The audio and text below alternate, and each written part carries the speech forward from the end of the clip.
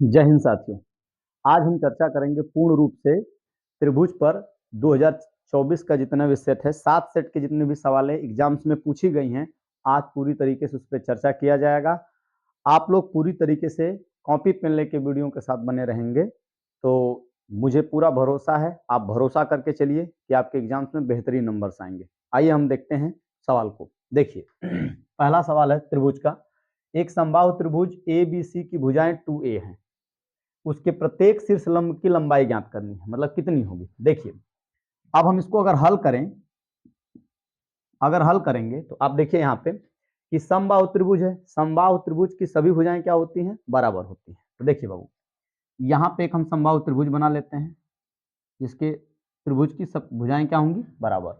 अब इसको हम मान लेते हैं कि ये ए है, ये बी है, ये सी है, ए बी सी हो गया। अब कहा है कि प्रत्येक एबीसी की जो भुजाएं हैं वो सब 2a है। 2a मतलब ये भी 2a है, ये भी 2a है, और ये भी, ये भुजाएं जो यहां से यहां तक ये भी 2a है। ठीक, अब इनके प्रत्येक शीर्ष की लंबाई बतानी है। तो देखो हम ए भुजा से बीसी पर क्या डाल देते हैं बाबू, लंब डाल देते हैं। और ये जान लीजिए कि किसी भी त्रिभुज के एक बिंदु से अगर हम सामने वाली रेखा पर जब लंब डालते हैं तो ये रेखाओं को समान भागों में विभाजित करती है। तो अगर ये 2a है तो इसका आधा जो डी पॉइंट है, इसका आधा ए कितना हो जाएगा, ये ए हो जाएगा, ये कितना हो जाएगा, ए भी ए हो जाएगा। ठीक, तो जब ये हो जाएगा तो यहां से इस पर हम लंब डालें, कौन सी रेखा, एडी रेखा लंब डालें। ठीक है, तो हम क्या लगाएंगे, अगर ये 90 डिग्री का कोण होगा तो ये 90 मान लेते हैं, इसको हम थीटा मान लेते हैं। तो 90 के सामने की जो भुजा होगी, इसके जस्ट पैरेलल सामने वाली भुजा, जो सामने सम्मुख भुजा होगी, ये कर्ण होगी, और इसके सामने की जो भुजा ये होगी, ये लंब होगी। ठीक है, ये क्या होगी, लंब होगी।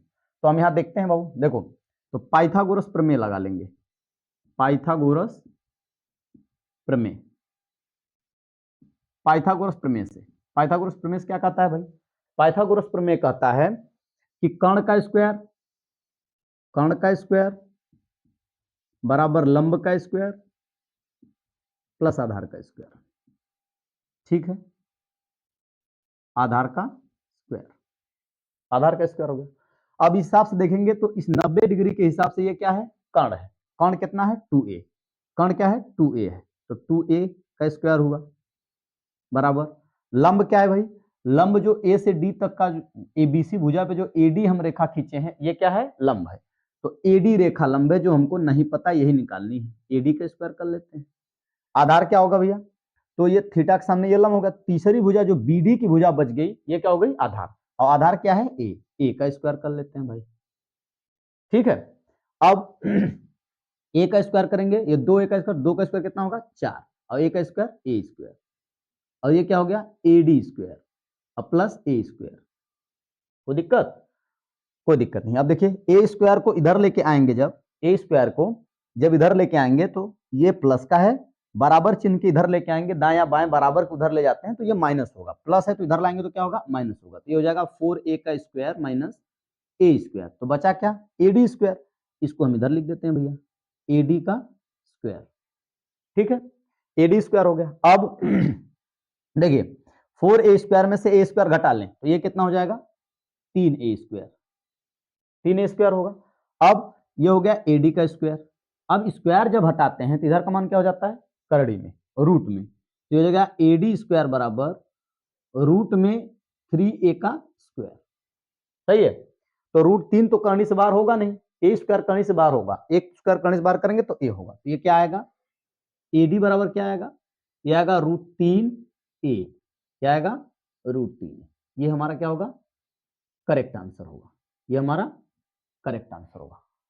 ठीक है, अब ये सवाल 2024 के प्रथम सेट में आई हुई है, और ये 1 नंबर के सवाल में ऑप्शनल में आया है, लेकिन चूंकि हमको एक नंबर बोर्ड एग्जाम में जोड़ना है, तो ये पूरा जो सवाल है, इसको अगर हम पूरी तरीके से लगाने की कोशिश करेंगे तो एक नंबर हम बोर्ड में हमारे लिए महत्वपूर्ण है, हम लगाएंगे तो महंगा। इसका जो कॉन्सेप्ट है, कॉन्सेप्ट को समझना है, कैसे लगा रहे हैं इसको देखना है। टोटल सवालों को हम बारीकी से चर्चा करेंगे, आप इसको नोट करिए।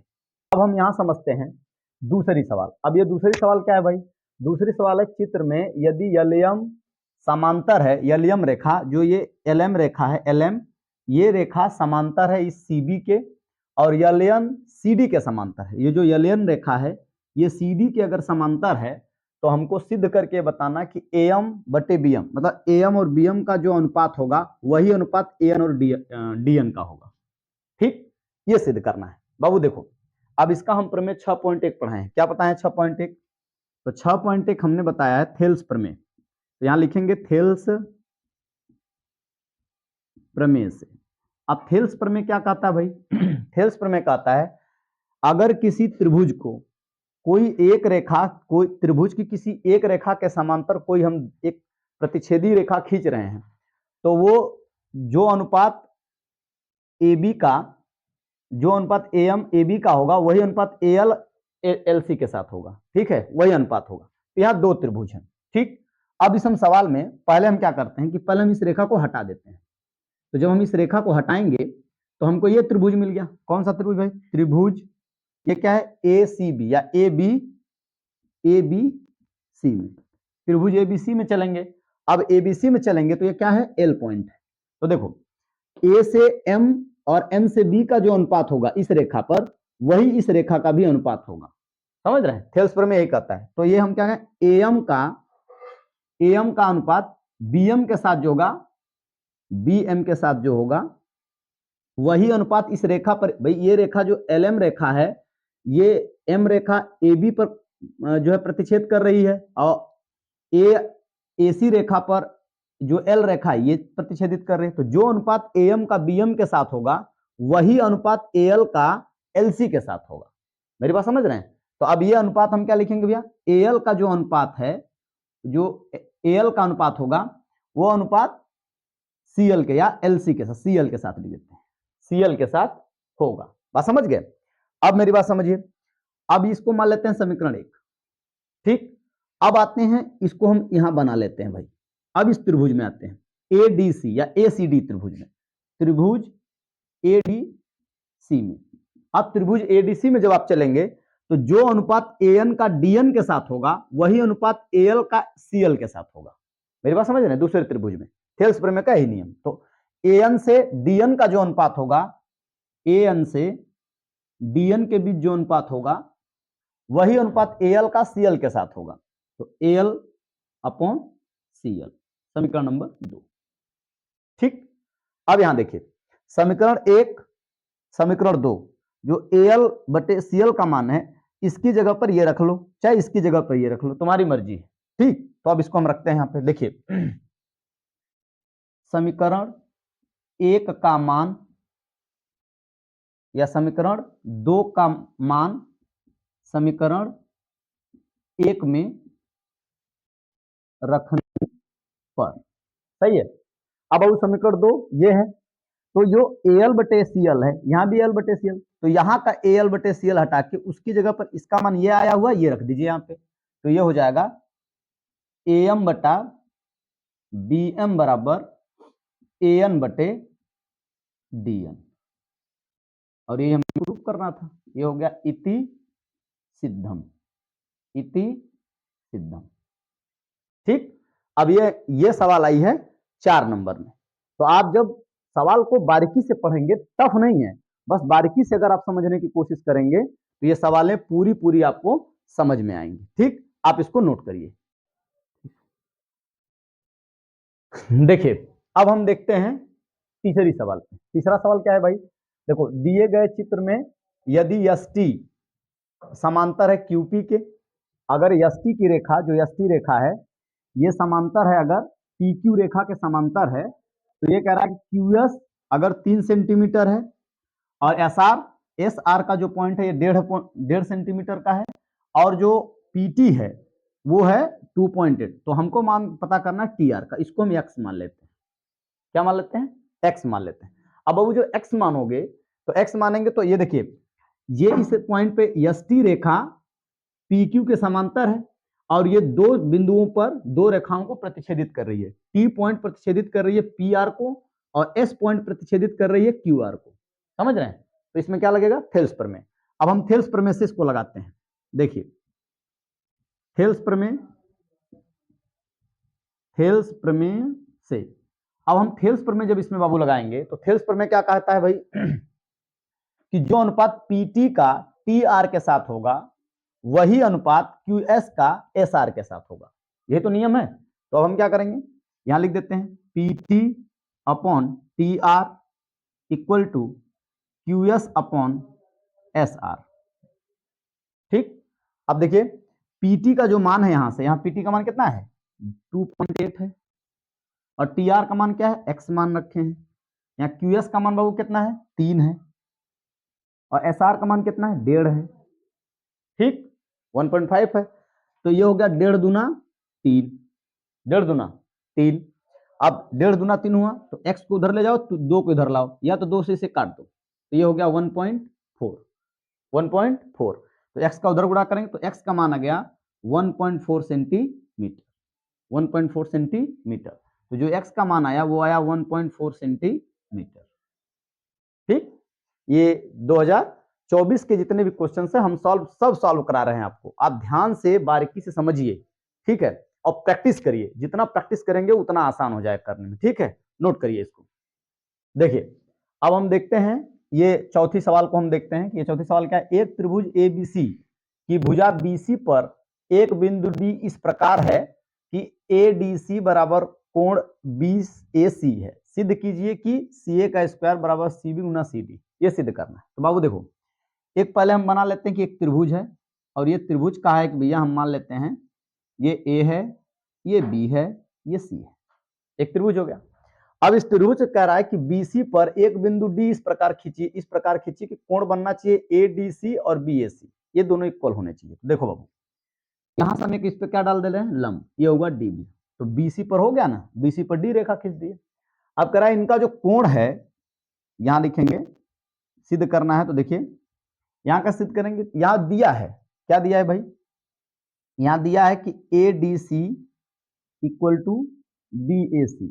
ये क्या है दिया है, ये तो दिया है कि जो कोण D है वो कोण A के बराबर है, यानी यहां का जो कोण है इस कोण के बराबर है।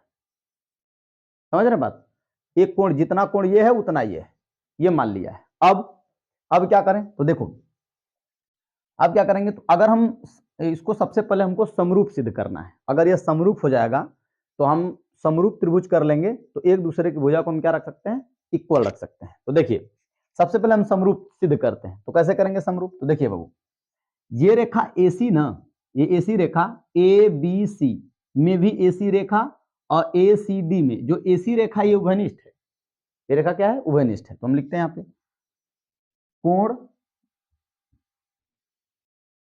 यहां लिख देते हैं कोण ABC बराबर कोण ACD। ये क्या है उभयनिष्ठ है। क्यों उभयनिष्ठ है बाबू, कॉमन रेखा है। जो AC रेखा है ये त्रिभुज ABC के लिए भी AC भुजा है, ACD के लिए भी क्या है उभयनिष्ठ है, दोनों के लिए कॉमन भुजा है। तो ये हो गया भैया ये कोण, जब ये कॉमन भुजाएं हैं तो जो एंगल है ये एंगल और ये दोनों आपस में बराबर होंगे। जितना एंगल ये होगा उतना ये होगा, दोनों के लिए क्या होंगे B और C की रेखा कॉमन होंगी। तो जब ये रेखा कॉमन है तो ये कौन सी कसौटी हो गई, तो ये हो गई AA कसौटी। कौन कौन कसौटी, AA कसौटी। दो कोण बराबर हो गए ना तो AA कसौटी हो जाएगी, AA समरूपता कसौटी। अब इसके लिए हम क्या करेंगे, इसलिए ABC समरूप होगा कोण ABACD के। ठीक ना, त्रिभुज इसके लिए क्या होंगे समरूप होंगे। अब जब ये समरूप त्रिभुज होंगे तो इसके लिए हम क्या करेंगे बाबू, अब ये समरूप त्रिभुज हो गया तो जब ये समरूप होंगे तो इसके लिए हम क्या करेंगे, अब देखिए जितना AB और DB का अनुपात होगा वही AC DC के बराबर होगा, AC BC के बराबर होगा। ठीक, सब बराबर होंगे। तो यहां देखिए AB बटा क्या हो जाएगा ये या BD। उसी तरह जो भुजा AC है वो BC के बराबर होगी, मतलब AC भुजा BC के बराबर होगी। उसी तरह इसको हम AC ना लिख के यहाँ जिस हिसाब से लिखा गया उस तरफ से लिख देते हैं, CA लिखा है CA लिख देते हैं, इसको CB लिख देते हैं। उसे यहाँ क्या है ये CA है बटा CA बटा क्या हो जाएगा ये कितना है CA बटे DC। इसको हम लिख देते हैं बाबू DC बटे CA। जितना DC होगा उतना CA होगा, जितना CD होगा, CD को हम DC लिख देते हैं, CD लिख देते हैं, आगे पीछे लिखा हुआ है तो इसी तरह लिखेंगे, जिस क्रम में ये लिखा है उसी क्रम में लिख देते हैं। तो यहाँ देखिए AB BD के होगा, ये AB BD का अनुपात होगा, CA CB का अनुपात वैसे ही होगा, CD CA का अनुपात उसी तरह होगा। ठीक है, अब देखिए कोई दो मान हम ले लेते हैं, तो ये जो दोनों मान हैं, ये वाले मान, इसको हम ले लेते हैं। क्या होगा, CA बटे CB बराबर CD बटे CA। तो ऐसे तिर्यक गुणा कर दो इसमें, तो CA का CA में गुणा करेंगे तो यह जाएगा CA का स्क्वायर बराबर CB, भाई इसका इधर गुणा कर देते हैं, तो CB का CD में गुणा करेंगे तो हो जाएगा CB गुना CD। यही तो सिद्ध करना है, ये हो गया इति सिद्धम। कोई दिक्कत, ये हो गया इति सिद्धम। कोई दिक्कत भाई, इस तरीके से आप निकालेंगे, आप जब सवाल को लगाएंगे तो आएगा। ठीक भाई, नोट करिए इसको।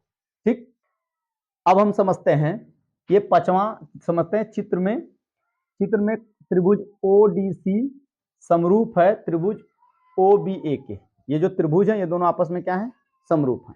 यदि BOC 125 डिग्री हो, ये है BOC, ये अगर 125 डिग्री है, और COD जो ये रेखा है COD है, ये 70 डिग्री है, तो कोण OAB का हमको क्या निकालना है, मान ज्ञात करना है। हम सबसे पहले क्या करेंगे कि हम त्रिभुज का, किसी एक त्रिभुज का हम टोटल कोण निकाल लेते हैं, उसी के आधार पर सब निकाल लेंगे। ठीक है, तो अब यहां देखते हैं भाई, अब यहां से जब देखेंगे ABC का जो कोण दिया गया है DOC, ठीक है, तो यहां देखिए सबसे पहले हम यहां का कोण ज्ञात करते हैं। तो यहां का कोण निकालेंगे तो कैसे निकालेंगे बाबू, देखो ये कोण है 125 का, अगर हम इसको यहां से मिला दें तो ये पूरा 180 का कोण बन जाएगा, ऋजु कोण बनेगा ना। अब जब 180 का ये बनेगा तो हम इसको निकालते हैं, इसमें से 180 में से कितना घटा देंगे तो बात बन जाएगी। कौन से कोण से, BOC। यहां देखिए हल करेंगे इसे तो ये क्या होगा, कोण BOC बाबू BOC, ये कोण प्लस यहां का कोण चाहिए तो DOC, तो ये हो गया कोण DOC बराबर कितना, 180 डिग्री। समझे बात, इन दोनों को मिलाओगे तो ये पूरा मिलाने में कितना होगा, 180 होगा।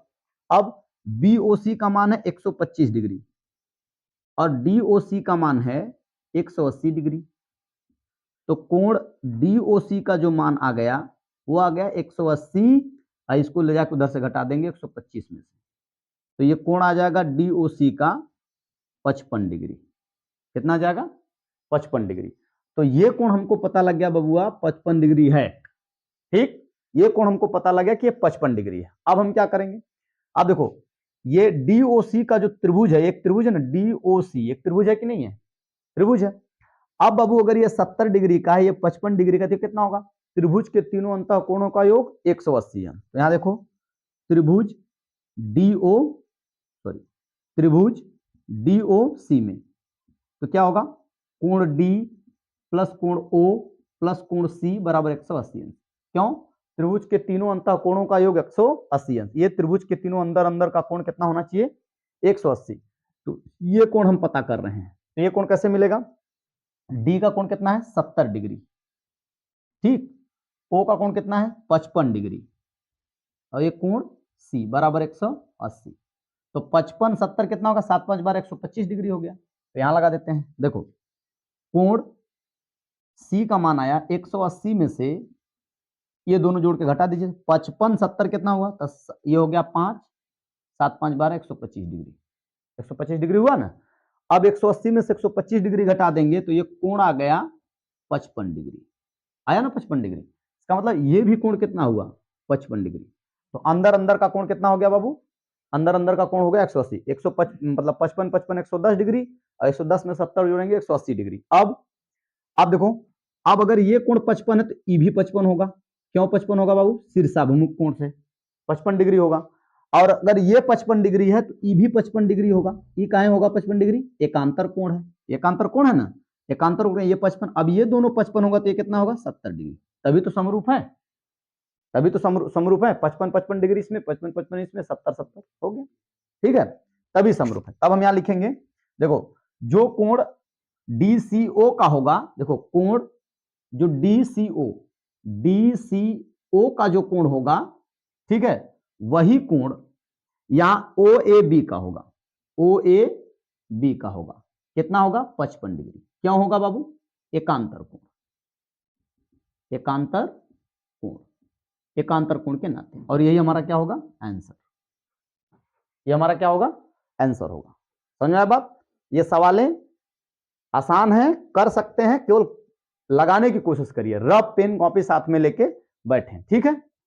देखिए अब हम समझते हैं आकृति OA dot OB equal to OC dot OD। दर्शाइए कि कोण A कोण C के बराबर होगा और कोण B कोण D के बराबर होगा, ये सिद्ध करना है। तो देखिए बाबू, पहले हमको क्या करना है, इन दोनों त्रिभुजों को क्या करने हैं? समरूप सिद्ध करना है। जब समरूप सिद्ध होगा ना, तो इसकी भुजा, एक भुजा इसकी इसके बराबर होगी, एक भुजा इसकी इसके बराबर होगी, एक भुजा इसके बराबर है, कोण भी उसी तरीके से बराबर होंगे। तो समरूप सिद्ध करते हैं। देखो समरूप कैसे सिद्ध करेंगे? सबसे पहले जो सवाल में दिया है उसको लेके चलते हैं। देख बाबू, दिया क्या है? OA dot OB equal to OC dot OD। तो हम क्या करने हैं? OC को इधर ला दो, तो OA upon OC, OA upon OC, ये दोनों समान अनुपात में, ये इसका मतलब होता है कि ये समान अनुपात में। अब इधर क्या बचा? OD, OB चल गया इधर, OB, OD और OB ये दोनों एक साथ है। अब क्या करें? देखो इसका मतलब ये है कि जो OA की रेखा है ये इसके समांतर होगी और जो OD की रेखा वो इसके समांतर होगी, होगी ना? ये होगा।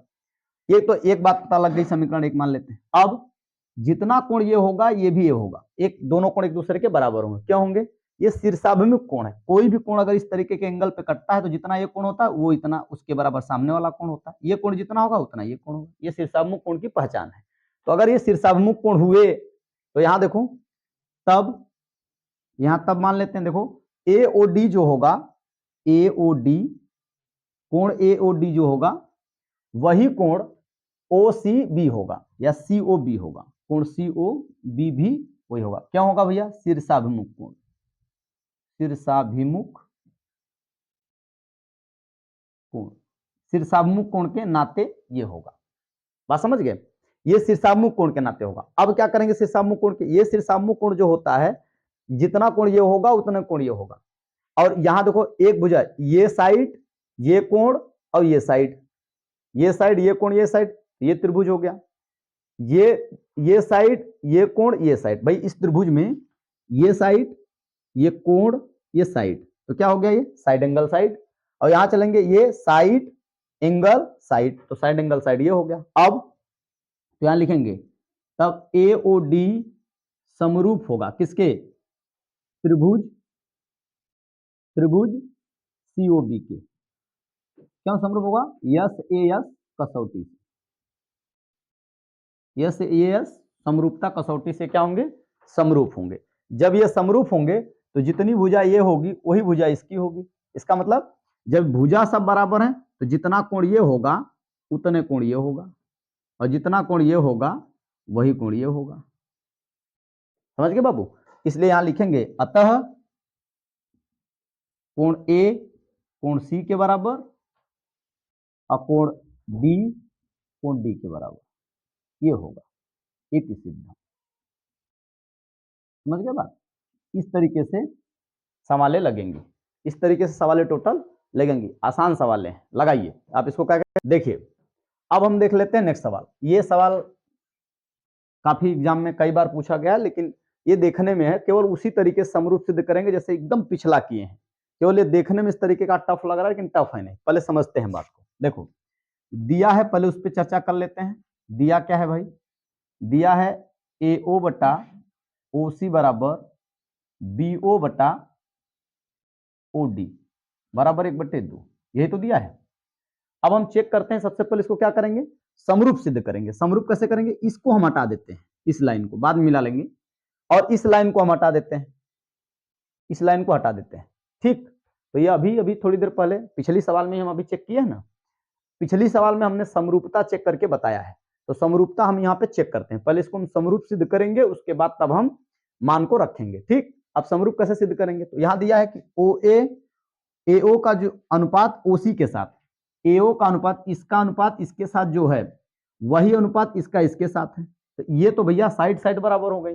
अब हमको एक एंगल पता कर ले तो यस से यस लगा लेंगे। अब ये एंगल इस एंगल के बराबर होगा। क्यों बराबर होगा बाबू, क्यों बराबर होगा? शीर्षाभिमुख कोण है, अभी तो चर्चा किए हैं।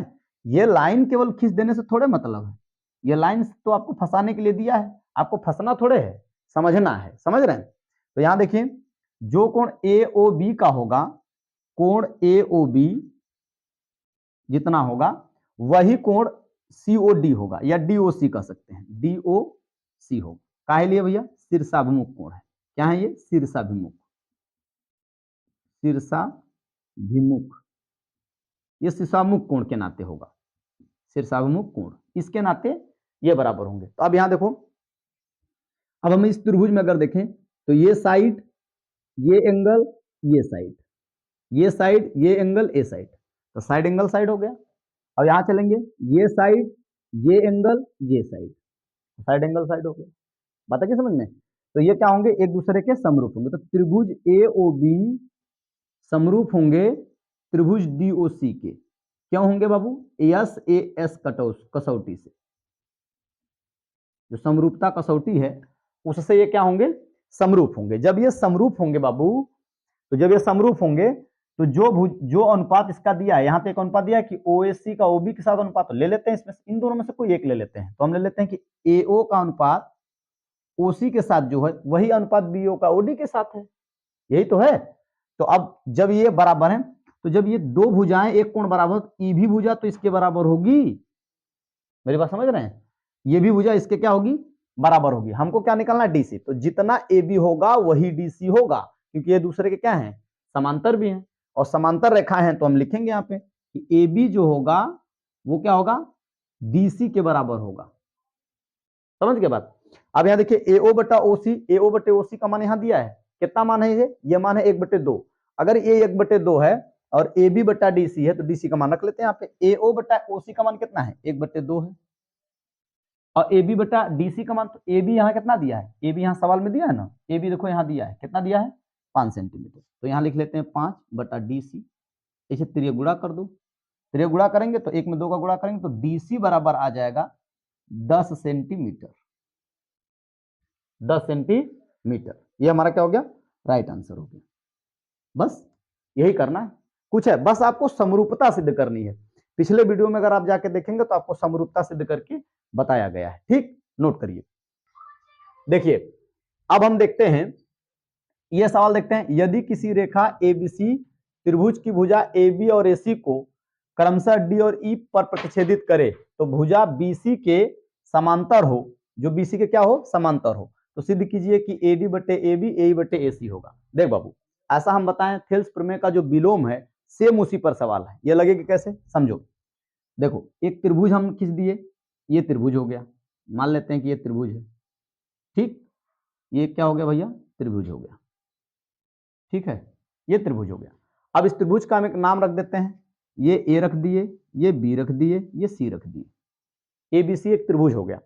अब कह रहा है एबीसी त्रिभुज की भुजा ए बी और ए सी, जो ए बी भुजा है और ए सी भुजा है, इस पर एक रेखा हमको डी खींचनी है और ई, ऐसा खींचना है डी जो इसको प्रतिच्छेद कर दे। तो हम यहां से एक रेखा इस तरह खींच दे रहे हैं, इसका नाम रख दे रहे हैं डी, इसका नाम रख दे रहे हैं ई। तो देखो, ए बी भुजा को डी प्रतिच्छेदित कर रही है इस पॉइंट पे, और जो ए सी रेखा उसको ई प्रतिच्छेदित कर रही है ए सी रेखा को। ठीक, तो डीई समांतर किसके है? बीसी के। ये रेखा इसके समांतर, ये वाली रेखा इसके क्या है? समांतर भी है। देखो कहा है ना कि जो बीसी भुजा के समांतर भी होनी चाहिए, जो प्रतिच्छेदी रेखा है। अब हम क्या करेंगे बाबू? देखो समझने की कोशिश करो, थेल्स प्रमेय लगाते हैं। थेल्स प्रमेय से, थेल्स प्रमेय कैसे लगेगा बाबू? थेल्स प्रमेय लगता ऐसे है कि जो अनुपात एडी का डीबी के साथ होगा वही अनुपात एई का ईसी के साथ होगा। यही ना है थेल्स प्रमेय? तो देखिए, इसको हम एडी का जो अनुपात डीबी के साथ होगा, डीबी वही अनुपात एई का ईसी के साथ होगा, एई का ईसी के साथ होगा। कोई आपत्ति? कोई दिक्कत नहीं। अब हम क्या करेंगे, ध्यान समझिए, इसको उल्टा कर दीजिए, दोनों को उलट दीजिए। उलटते हैं तो ये हो जाएगा ए, सॉरी क्या है ये? डीबी, डीबी बटे एडी, और इसको उलट देंगे तो हो जाएगा क्या? ईसी बटा एई। यही तो होगा। अब क्या करें हम, दोनों पक्षों में दोनों तरफ एक जोड़ देते हैं। क्यों जोड़ देते हैं अभी बताते हैं। देखो डीबी बटे एडी, इधर भी एक जोड़ दिए, ईसी बटे एई, इधर भी एक जोड़ दिए। क्यों जोड़े हैं बाबू समझिए, एक इसलिए जोड़े हैं कि ये जो अनुपात बन के आ रहा है ना, हमको चाहिए ए और बी की रेखा। तो ए और बी की रेखा दो खंड में है, यहां से प्रतिच्छेदी रेखा है ना, एडी और डीबी। तो जब एडी प्लस डीबी हो जाएगा तो हमको ए बी की रेखा पता लग जाएगी। उसी तरह इधर का एई प्लस ईसी जो है, इसको जब हम रेखा पता कर लेंगे दोनों के जोड़ का, तो हमको एसी पता लग जाएगा। मेरी बात समझ रहे हैं। तो अब यही करना है। तो देखो यहां से क्या करें, लस ले लेते हैं, एडी लस होगा, तो एडी से एडी कट गया तो क्या बचेगा, डीबी। यहां एडी से एडी काट देंगे, यहां एडी का गुणा एक में करेंगे एडी, सही है। बराबर इसी तरह इधर देख लो, एई रेखा क्या होगी, प्लस ले लिए, एई से एई कटेगा तो ये बचेगा ईसी, और ये क्या बचेगा एई, ईसी और एई, ये तो बचेगा। अब देखो ध्यान से देखो, तो जो डीबी है, यहां से देखो डीबी प्लस एडी, डीबी मतलब यहां से यहां ये वाली रेखा और ये वाली रेखा दोनों मिलाएंगे अगर, तो यहां से यहां तक अगर ये दोनों रेखा मिला देंगे तो ये रेखा क्या हो जाएगी, ए बी। मेरी बात समझ रहे हैं। अब ये डीबी प्लस एडी, तो डीबी प्लस एडी दोनों जोड़ेंगे तो एडी ए बी रेखा के क्या हो जाएगी, बराबर। तो ए बी रेखा के बराबर रखें, ऊपर घटा देंगे तो ये क्या हो जाएगा, ए बी हो जाएगा। समझ रहे हैं बात। और नीचे क्या है, एडी, एडी कर लेते हैं। उसी तरह ईसी प्लस ए है, तो देखो ईसी यहां से यहां तक की रेखा है, ये वाली रेखा ईसी है और ये वाली रेखा ए है, और दोनों जोड़ेंगे तो कितना हो जाएगा, एसी के बराबर हो जाएगा। ठीक, तो ये इसको हटा देंगे, इसकी जगह क्या हो जाएगा, एसी, अब बटा क्या हो जाएगा, एई। अब हम देखते हैं कि हमको सिद्ध क्या करना है। हमको सिद्ध करना है कि एडी बटे एबी, तो ये तो एबी बड़ा एडी है, उल्टे है, जबकि ऐसा होना चाहिए, है ऐसा, तो उलट दीजिए, उलट देंगे तो उसी रूप का मिल जाएगा। इधर का उल्टेंगे तो इधर भी उलट दीजिए, तो ये हो जाएगा एडी बटा एबी बराबर एसी बटे एई। ठीक, ये हो जाएगा इति सिद्धम। ठीक, ये 2024 के जितने भी सेट के आए हुए क्वेश्चन हैं, सब टोटल आपके सामने सॉल्व कर दिए गए हैं। 7 सेट के क्वेश्चंस हैं, ये जितने भी क्वेश्चंस बोर्ड एग्जामिनेशन में आए हैं आपके सामने, ये टोटल क्वेश्चंस हमने सॉल्व कर दिया है। आप ध्यान से बारीकी से पढ़िए, भरोसा रखिए कि अगर आप इस सवाल को प्रैक्टिस करेंगे और इसके पिछले वीडियो में जब आप जाएंगे, तो इसके पिछले वीडियो में पार्ट 1 में त्रिभुज के जितने भी उसके प्रमेय आते हैं एग्जामिनेशन में, उस प्रमेय को हमने जो है पीछे जो है समझाया है। आप इसको जो है पूरी तरीके से पढ़ लें, प्रमेय पढ़ लें, त्रिभुज से कोई भी सवाल आपकी फंसेंगे नहीं। आई होप आप लोगों को यह वीडियो अच्छा लगा होगा। मिलते हैं नेक्स्ट क्लास में, तब तक के लिए जय हिंद।